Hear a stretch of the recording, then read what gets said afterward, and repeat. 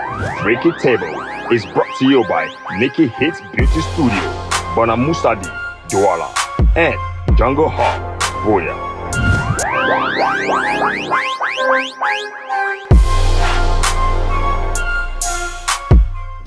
Hi there, I'm Elung, and yes, I'm back after 3 extremely long weeks. I want to thank you all for reaching out and for your prayers. For my glue, you can see that they worked and the village spirits failed. Okay? I'm back, and enough about me. We are here on FreakyTable. It's another Monday. And this time around, we'll be dealing with Cameroon film industry and the role of women in the film industry. You know, challenges, successes, the juicy stuff. With us here to discuss this is the CEO of Omega One Entertainment. She's a household name. The wickedly talented and beautiful Madam Brenda Elung is with us here. I hope I pronounced the name perfectly. Right. Okay. And also, the CEO of Embi Production. She's actress, producer, entrepreneur, Miss Stephanie Tum. Looking beautiful. This is a sight to behold. This is a sight to behold. Madam Brenda and Stephanie Tum. Welcome to FreakyTable. And we have the usual suspects. Yes, the usual suspects. My cabin crew, not my co-pilots, cabin crew. Joan Gumba and Yana Max Jr. You guys are welcome. Thank you very much. Thank you. I'm happy to be here. Yeah. You know, I'm back. We can see. We'll be right back. Yeah, we'll be back. We are back on FreakyTable, and we're here with 2 amazing, talented ladies who are making great strides in the film industry. We're here with Brenda Elung and Stephanie Tum. Welcome once more. Thank you. So it's interesting. I'll start with you, Steph. I mean, you look beautiful, but I think you've been in the corporate world before venturing into. Venture is the right word? Yeah. Yes. Before venturing into movies and filmmaking and all that, as an actress, as a producer. What is it that made you to make the leap when we are all looking for survival? And I would imagine that the corporate world provides you that coverage. What made you to dare into movies? Well, I got to a point where I just wanted to do something that was not a routine. I wanted to do something that I was passionate about. I wanted to follow my passion, so I decided to take the risk. I'll call it a risk because at the time I decided to come back to the industry fully, we were not, making that kind of money that we're about to start making right now. It wasn't a financially sustainable industry, but I was driven by my passion, and I was seeing a bright future in the industry, and lucky enough, we are in a phase where things are starting to come to fruition. Beautiful. Madam Brenda, you are already in the corporate world. You're still in the corporate world, but you're still doing a lot of work in the film industry. What is it that drives your passion? This passion has been there for a long time. And I would say that it's when you say God guides people's steps without them knowing, that's exactly what happened to me. I just found myself being approached one fine day to come and play a role. And to be very honest, me as a baby, it was very common to find me in front of a mirror, repeating lines. I've watched a movie and I'm repeating lines and just putting them how I would have wanted it to be. My mom would tell you that. So, but it just hides somewhere until something brings it out. And here we are. So what has, in fact, I got this from the grapevine, right? That this, I think it's Apple for Two. You starred in it, I think. And when this role was waiting for you, you were supposed to be a sugar mommy. You're supposed to be a sugar mommy, and you turn to the scriptwriter and say, you want to have a movie for marriage. so is there a line that you would not cross because of family, marriage? That's really from the grapevine. So, I think in life, everybody has their comfort zone. Yes. Yeah. And you function best in your comfort zone. Yeah. So I urge everybody to just fit yourself where your comfort lies and don't overstep it, because it's going to reduce your performance. Sure. And it's always good to give out your best. So that's where we are. So, Steph, what has been your overall experience so far? I'll come to my people, but what has been your overall experience as a woman in the film industry? I would say bittersweet, right? As a woman in the film industry, the fact that you're already a woman limits you, because people always think like, oh, she will not be able to do what she has to do. She will not be able to perform. When I decided to become a producer, to step out of my actress, comfort zone and decided to become a producer, I had even male colleagues saying like, it's a say Iwan can do it. If he produces which film, this film will be an epic failure. I heard all sorts of things, especially from the males, my male colleagues, and that is already them putting a barrier of what they think you can achieve, what they think you can do, and also from the female side, because we're in an industry where there's a lot of competition, and you're always placed in a position where you not necessarily want to be in, but just because we're not so many in the industry and the space is not really that big at the moment for everybody to own their spotlight and stuff like that. So there's this, kind of negative competition, I'll put it that way, where everybody wants to be the best. It's like, I always use this analogy of us being in a bucket, like crabs in a bucket, where everybody is struggling to come out of the bucket and the other person is pulling the other one down, and nobody ever makes it out. That is the situation that I would describe is happening in our industry amongst the females and amongst even the males, who even see females as their competition when we shouldn't even be in the first place, because there's room for everybody to shine in their own light. We're all unique and we're all different.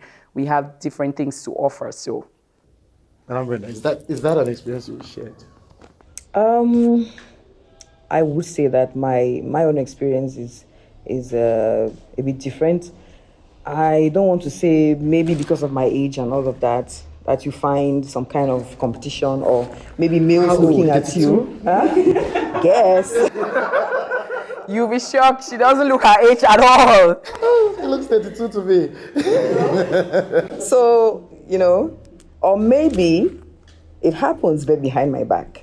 But I haven't had that kind of maybe a situation where you are openly being criticized or somebody is in competition with you. Maybe, I don't know, maybe it's the way I present my own things, because I am my own competition. Yeah. I am always as good as my last production, and I would just want to get better. And staying focused maybe all the time just keeps you from maybe hearing all what is out there. But where there's competition, it means that there's a good thing. Yes, absolutely. If there's no competition, it means nothing is happening. Sure. So I'm happy that we find ourselves, the competition is getting tighter. Oh, yes. And it is it's a positive thing, with the coming of movies like The Fisherman's Diary and everything. We all have everything to learn from that. Mm-hmm. You understand? You have the level of exposure that it has brought to us. Yeah. And by this, I'll be urging all producers to kind of copy that. We need that exposure. Yeah. When we are talking about, maybe you're getting there. When we look at where we are today, and you're in the market, Cameroon is not in the roadmap. Everything is online these days. Even the streaming giants, they are online. What's our online presence? Yeah. There's this thing about packaging that we really, really need to work on. If they want to go and do a background check, or maybe our stars and our actors and everything, they have nowhere else to go but online. Mm-hmm. They're looking for the numbers. They'll tell you Cameroon is not there, they're not looking at it because of the numbers. So I really like and I appreciate what the Fisherman's Diary has done so far in terms of, sending the waves out there. It has been tremendous. It has been magnificent. I think that's the word.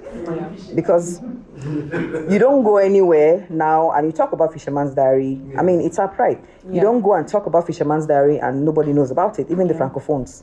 So it's a top, and I think it's something for us to copy. And those are the positive things we should be picking out as people in the industry. Yes. You just watch out for what is good. You pick it. And better your own. Yes. Brilliantly said. Amazing. Brilliantly said. So, John, I'm looking at them. All I can see is inspiration. When I came into this industry, in this country, back from Nigeria, I think 2 years ago. from the diaspora. From the abroad. We came from the abroad. Okay, so when I came, you want to have some people who think like you, who do things differently. You have a mentality about Cameroon for so long that when you see somebody branch out and do something or take some big risk like you did, it inspires somebody like me. I'm like, okay, she can do it, then I can do it, or somebody else can do it. So first of all, thank you for that, for inspiring someone like me, both of you. But one thing I want to ask Steph is that for so long, you were being bashed online for talking too much or giving your opinion too loud, or you were being too honest. I don't know how it's like. Yeah. So how did you battle that? Because a lot of young actresses don't know how to handle social media pressure.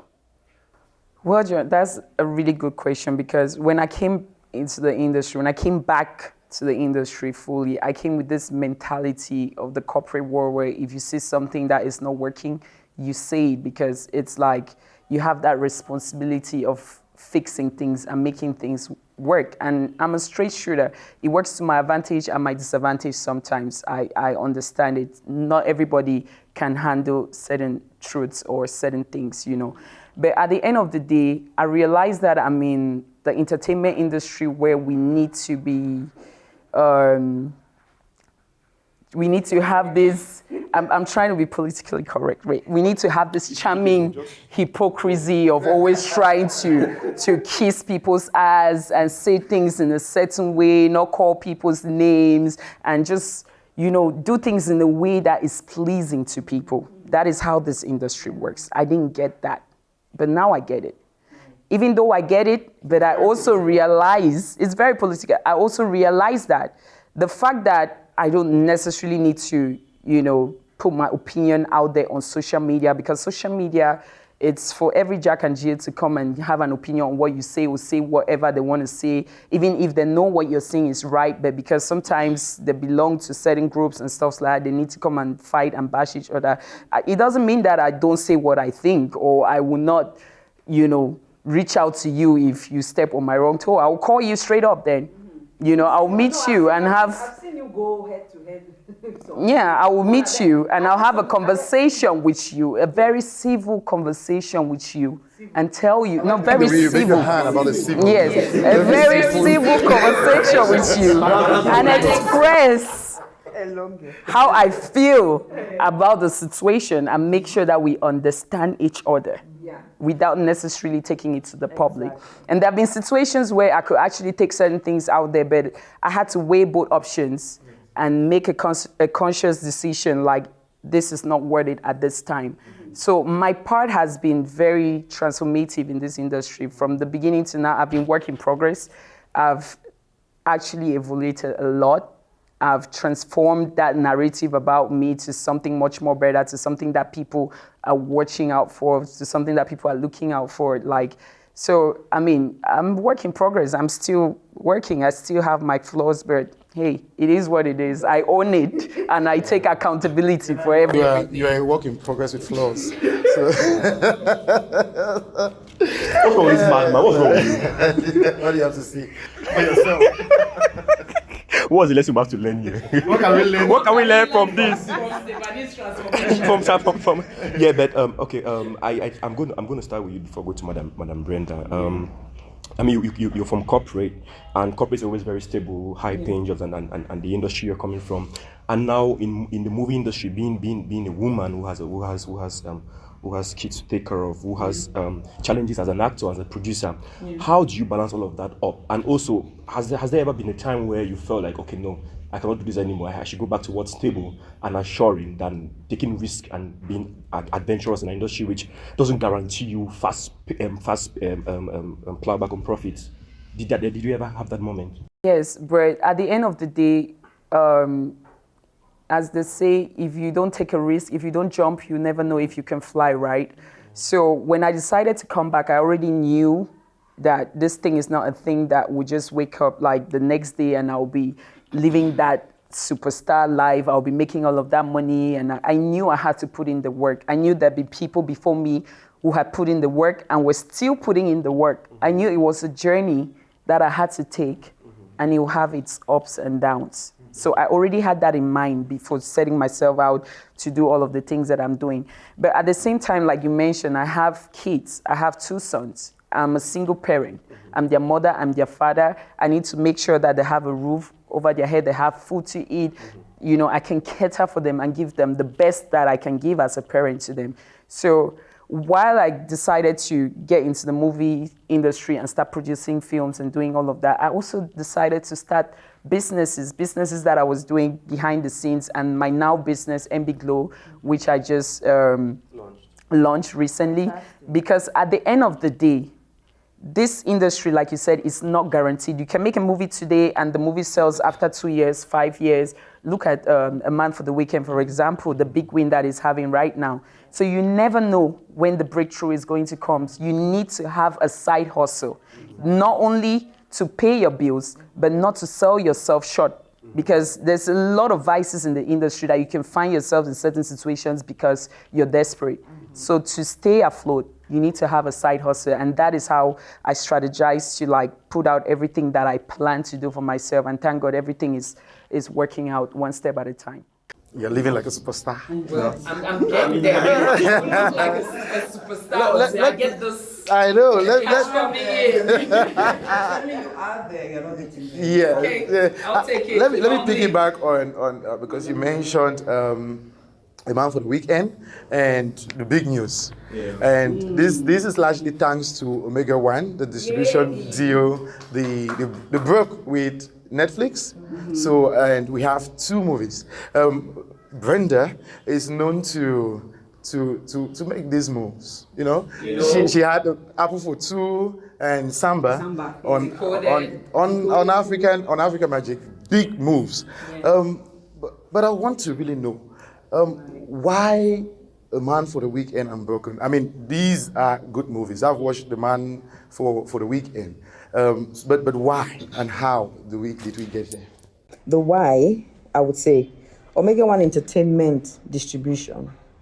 We collect movies, we prepare our catalog. So we have catalogs for various clients that we send out. And while I've been working on Netflix since 2015. We know ourselves and all of that. We meet in all the markets all over Africa. You know, great mind. Living. And, I think that it's over time that people build trust. Yeah. And, you will not want to disappoint. And so when you are sending movies, you are looking at, what they are looking at. You want to give an impression also out there. So I had a whole selection of movies that I sent there, and then they chose the ones that they wanted. And I think based on that, we are beginning to be able to streamline and know exactly what they are looking for. Exactly. I would imagine that you're getting 1 million calls right now. Since this, I would imagine, because I know how my inbox also looks. Internationally, I'm telling you, and I'm getting calls from a lot of producers from like all over Africa. But after such a big move, right, that you make, what is the message you're sending to producers right now? Okay, to be very honest, in my capacity because maybe many people don't know this, I'm the president of the Marketers Guild. and vice chairman of the Cameroon Film Industry. We have a marketers guild. Exactly. So sometimes, because we don't have many members in that guild, and it's not very functional because we really don't have, we have to work. Okay. It has to do, it's all about work, and sacrifice. So you're talking about what we have for the producers, the message. Omega One Entertainment is planning to do some sort of a workshop with producers just for distribution, because I discovered that there's a lot that producers don't know. Oh, yeah. And it will shock you that Nigerian producers don't know as much as we know about distribution. They have their market and they are comfortable. You understand? We are struggling. So we are fighting to get that market. So we go in and look for all the information and try to dig in here. We're trying to dig in all the markets. You understand? So I think it's an area that every producer has to take a step back, and look at where they are going to and see what they have to do as input. Okay. I think I did that. If I didn't do that, I wouldn't be where I am today. After doing a couple of movies, you barely break even. My big example is Decoded. I try to put in so much, When I look out of Cameroon and I see what is happening out there, I'm like, okay, wait till we need to have big red carpet premieres. We need to have this. We need to have. How do we make that happen? So, back then, that's why I had to really stretch myself, get into all forms of publicity when I was trying to launch Decoded and all of that. And to be very honest, I'm being very honest, I barely broke even. We had a deal on Iroko, and, I produced 10,000 CDs. I'm not sure I had money back for 2,000 CDs. Do you understand? So we had adventurers who come, they want to come and do distribution for you and everything, but then they were not ready. And so that is where I had my turning point. And I said I was not going to put in a dime into production without knowing more about distribution. Yeah. And after doing the premiere for Decoded in 2014, my gallery wouldn't do any premiere at all. I had to just dive into distribution, and I think that's what has made me travel for film the most. Okay. You speak strongly about distribution, and it seems to be the backbone of how movie flies, of how a movie flies. And I'm really wondering, because not every movie is going to get on African Magic, which you have strong connections with, or Netflix, or these digital platforms. And with how the movie industry is growing, what are other platforms which producers can explore, and how can they maximize distribution? Because now we don't really have cinemas like that besides Canal Olympia. Everybody cannot go to Canal Olympia. It's not in Boya. So how can producers really maximize? What are the alternative means to which they can really distribute their movies and get the Cameroonian public really involved and watching? Unfortunately, Yana, it's I don't think that the producers have much to do with creating market right now. Individually, it's difficult. For movies to get out there right now, the first is through cinema. That's what happens in Nigeria, and we're talking about the big industries that make it. Yeah. You have a movie will go into cinema, and then it will have maybe a deal on Netflix or any of their online platforms.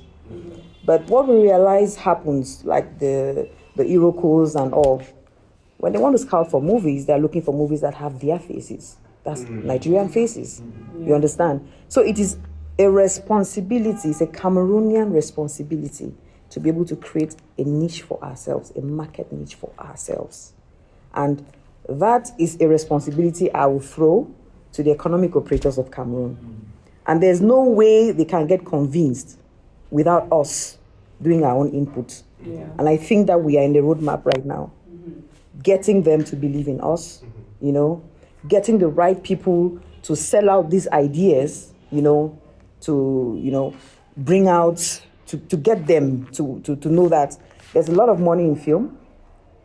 And if you invest in such maybe a platform and everything, it can fetch you some money. So which means besides the collective effort, which you make strong references to, it's a problem of marketability, branding, and just building your image and putting yourself out there. Because if each time, most of the movies that are on Netflix right now have a Nigerian presence, and the ones on African Magic too have a Nigerian presence. So which means if we have to escape that tactic of using Nigerian faces to get their interest, our artists or our actors have to really put themselves out there, which becomes a big problem because, I think Stephanie Stone is doing a really good job with that. Personal branding and all of that. But is it a thing where these people need to be schooled on this thing? Because right now, for example, we have people calling themselves public relations officers out there. The best thing they do is now to attack people on social media, do screenshots, and then throw insults, and then that's it. That's all they know about being a publicist. So, is there anything which, from your part, because you recognize this problem, you're trying to do for them to be able to understand these things better in how to really scale their movies? I think the few producers I come across that I get the opportunity to work with, I really do my best, to try and tell them about not shooting a movie for passion. Because I think that's where we started. That's where we started. Yes. That's where we started. We are all guilty about that. We are all guilty about that. We start by passion. We shoot a movie for passion. We shoot a movie because there's a story that has to be told. When you are a producer, you have to be doing marketable stuff. A filmmaker will shoot a movie, a very good movie. A producer will shoot it and market it. That's the difference. So we have to move from just being passionate filmmakers to producers. A producer has to be able to market a movie. You understand? That's why you have an executive producer. The executive producer relies on the producer to make the money. So if you don't shoot a movie or venture into shooting a movie when you don't know exactly how you're going to make the money back, don't. So, a lot of people have suggested that part of building structure and power within the industry is through mutual support, collaborations within the ecology of the industry itself. So actors supporting actors, producers supporting producers. However, they've also said that the presence of conflict within the industry makes it in such a way that it undercuts that type of progress that we can see. And I think that would use an example, says you and Cindy, that people hope to see a blood sister film of these two beautiful ladies. Is that a possibility? On my part, yes. I don't know about the other person. Do you also recognize how a conflict, and I'm assuming there is a conflict, between you and her could actually be undercutting the juicy stuff that we could get? To be honest with you, I don't really think there's a conflict as per se. I just feel like it's just coexisting that is the problem, not as a conflict like we have a problem with each other. I just think it's coexisting in the same space that is a problem, and I don't know where that is coming from, unfortunately. I cannot really pinpoint it. But what I can say is I believe in collaboration in the industry. I believe in supporting one another, and that's why I've been very consistent with supporting everybody. I don't care who you are. I don't care what people think we have going on between us. It's not my business. As long as you're doing something that is amazing and that is pushing our industry to another level, I will always support it regardless. So collaborations, yes, I'm open to collaborations. I mean, at the end of the day, we're actors, so we can just act it out and do what we need to do and get our checks and leave, you know. We don't need to be best friends. We don't need to be, I don't even have friends in the industry to begin with. I have colleagues that I'm good with and the ones that I'm not so good with, and that's okay. We're not here to make friends. At the end of the day, when I go back to my house, nobody's paying my bills. I'm not sleeping behind anybody, and none of them are giving me. I just want to be clear. Yeah, and that's that. And none of them are giving me orgasms, so I don't need to be worried. She went there. She went right there. Do you think in a way that plays in your favor, where you have two really really amazing ladies doing work on their own end, and there's this expectation that you guys have to collaborate together on the project, but then it's not happening. Do you think in a way that keeps the public interested in what you guys are doing and expecting that it's going to happen, so it keeps them hooked? Do you think in a way? Of course. I mean, you need to understand that without all of this, rivalry and everything happening in the industry, the public gets bored. They need to pick on something. They just need to understand that this person and this person, they're not fine, and bloggers come up with these storylines and stuff like that, and it keeps people entertained. At the end of the day, to be honest with you, I think bloggers and social media they've actually dragged, and the fans, because the fans play a big role, they've actually dragged this thing to become something bigger than it actually is. In my humble opinion, that's what I think. And we've seen this happen in Nigeria with the Genevieves and the Omotalas, and then the Deep Gloss sisters, and it was a blockbuster because everybody wanted to watch it. Finally, these two are together. We've seen it happen with our socialites in Cameroon, with the Natalie Koas and the Coco Emilias coming together, and everybody is raving on social media and stuff like that. People need these things on social media, so let them enjoy it while it lasts. Yeah. Oh, nice. I'm enjoying it. I'm enjoying it. When we understand this, then we don't carry this and drag it behind the scenes. We just understand that this is entertainment. This is where it ends, and we don't really need this blackboard. We need to rise above the negativity and all this, things that don't really matter. Perfect. You've earned quite a reputation for level-headedness, but also for success. So such a way that you become like the mother, no age intended, but the mother of the industry in a sense.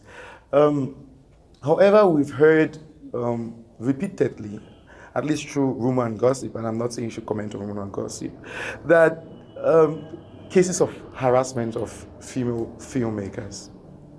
And these things have always been swept under the rug. There've been no action brought to people who are accused of perpetrating such things. As leading women in the industry, is this something that you know to be happening? And in which case, what is it that you think can be done, and what you're doing in your own respective space to make sure that female filmmakers feel safe in this space? And if I understand you well, you mean like sexual harassment, forgetting rules and all of that. Sex for rules. I just have one question. I don't know if you've heard anything like that, maybe connected to any of my sets. No. I haven't, but we've heard in the film industry, and as a mother of the industry, I would imagine that you've heard too. Of course, I've heard, and it's I would call it a very nasty habit. It does not edify in any way. I think that directors are the ones who have to uphold the industry, because they have the strongest power when it comes to content. And their mindset determines, the success of the future content that they have to do. And if you have to drag yourself into the mud like that, I think you're joking with your reputation, which is very, very important. I will give you an example. I do not participate in casting in any of my movies. It is solely the director's discretion, yes. All what I do, I have to make sure that I sell out as much as possible my expectations. So it is the responsibility of the director to use his director discretion and everything that he has to be able to come up with the best cast. And that is why you always have roles that you're not able to maybe just cast like that. So you have to do auditions. People don't know, but we discover a lot of talent in auditions. Some people may come for auditions, they don't even know everybody who came for the audition. But it has given us a lot of, the success rate from auditions has been really, really good. So on my own part, I always do what we call like self-talk. self-talk because it's very easy to identify. We are women. It's very easy to identify things like this, where you have somebody who is really wanting to get maybe into the industry, and then you're being subjected to things like that. I would have that kind of back talk, maybe with the director. Some of them will identify themselves, a one-on-one, just about your integrity and everything, because they are the people, the perpetrators of that act. If they stop it, it will not exist anymore. And we are looking at an industry with a lot of integrity. It should not be associated with people who are, the lowest, people who have dropped out, they have lost hope in everything. Then they just decide to come and try themselves in filmmaking. We are in the creative industry. You can go to school and learn how to act and how to do whatever you want to do. But there's somebody at an end there who was born with it. Yes. You can have a PhD. You'll never perform like that person. So we have to respect creativity. We're talking about how the differences or whatever that will come in the industry, people's behaviors and different. I need to make something very clear here. The creative industry is made up of people with different minds, great minds. It is very normal for them to have conflicts. If they don't have conflicts, then they're not doing what they're supposed to do. They should be the ones creating the conflict, because they come with very, very strong ideas. If you're a creative mind and you have your original thing, you believe in it, and it's very difficult for another person to come and tell you or walk you out of it. We have that all the time.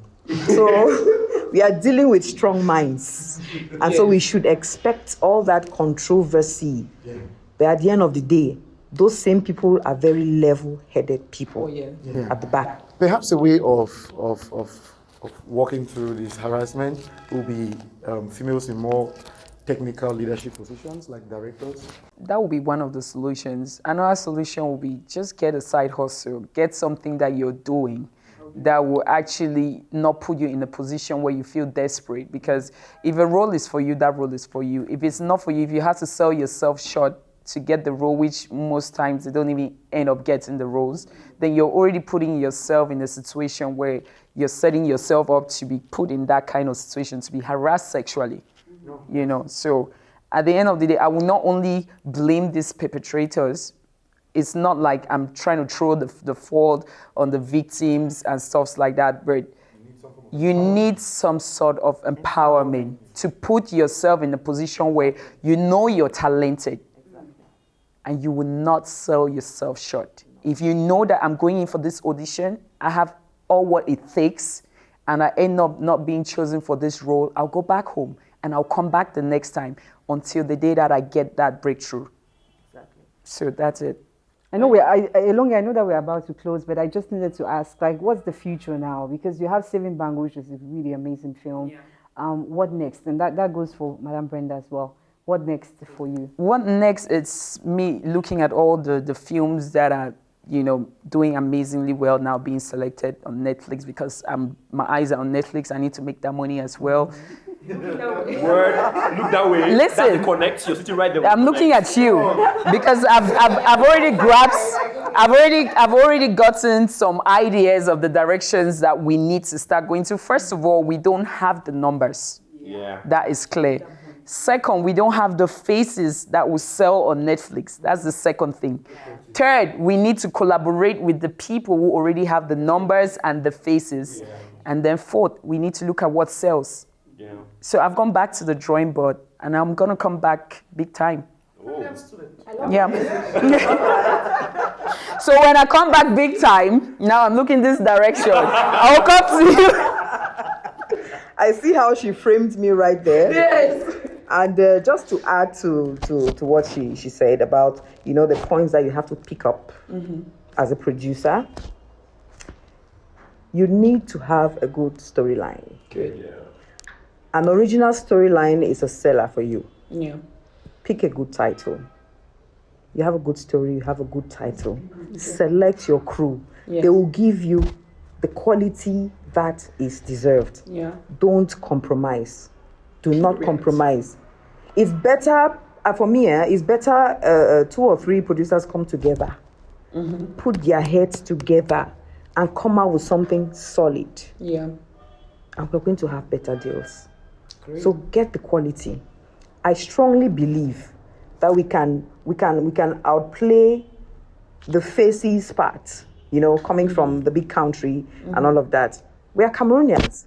We have 30 million people almost in Cameroon. We're a force to reckon with in Central Africa. Come on. So I think we can, kind of outplay the side of the face and everything over time. The quality of what we are doing. The quality sells out. You have an original story. I think that Fisherman's Diary on the right table will still get the kind of buzz or the kind of deal that it got without Ramsey Noah. I mean, It was almost like he wasn't there. Exactly. I think yes. Yeah. If somebody who is looking at a movie, looking at a movie. So while we get there, we are not there yet now because we want those numbers. But over time, for right now, we are using those faces. Don't get me wrong. Yeah. We are using those faces to get to where we are supposed to be. Sure. And where is that position? To show them that we too can give you the quality that you want. Because if you ask me at the end of the day, I relax a lot on Netflix. And I love a good movie, irrespective of the faces. Yeah. I like to just discover a new face. If a story is well told and well played, well screenplayed, it's well acted, because we need to be able to have good cast that will deliver. Yeah. That's where I will not ask anybody to go and compromise because you want to please my brother, so that his face should come out. Me, I don't do that. I don't. I'll prefer to have the person who can play that particular role and bring it out in the sweetest way, because it's still going to wow the viewers, and that is where we want to get to. Thank you very much, Brenda. Thank you, Stephanie. This has been a masterclass. A masterclass. We would love to continue with this discussion. I think the audiences can get to you through your social media pages. Ask the questions. You can go to our YouTube channel, to the FreakyTable social media pages across Twitter, Facebook, Instagram, or you come to me directly. And you pose your questions. This has been a beautiful experience. It's an honor to have you two here, beautiful lady, accomplished lady. Steph, remember I said you get to send me my packet oil. And it will shine. But I will be talking to you about marketing FreakyTable more. And Yana, it's not been good having you here. Joan, that's of me, Yana need more movie rules for rom-coms. Yes. Fine boy rules with his bad list. I have been quite long. I've been your host. Take a date for next week, Monday. FreakyTable is brought to you by Nikki Hits Beauty Studio, Bonamusadi, Douala, and Jungle Hall, Boya. Contact Jungle Studios, which is located at Solidarity Junction, Boya, for all your photography and videography.